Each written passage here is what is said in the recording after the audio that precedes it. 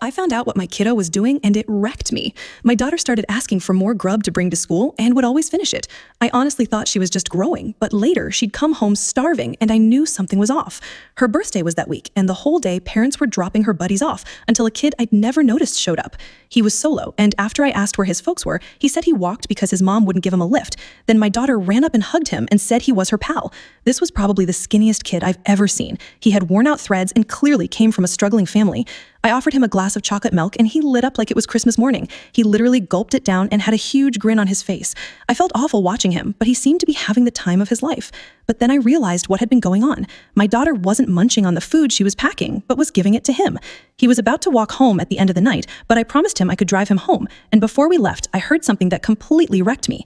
I caught her sneaking him snacks from the pantry, some juice boxes, and some of her brother's clothes that didn't fit him anymore. She hugged him, and I drove him home, but what shocked me the most was how long it took to get there.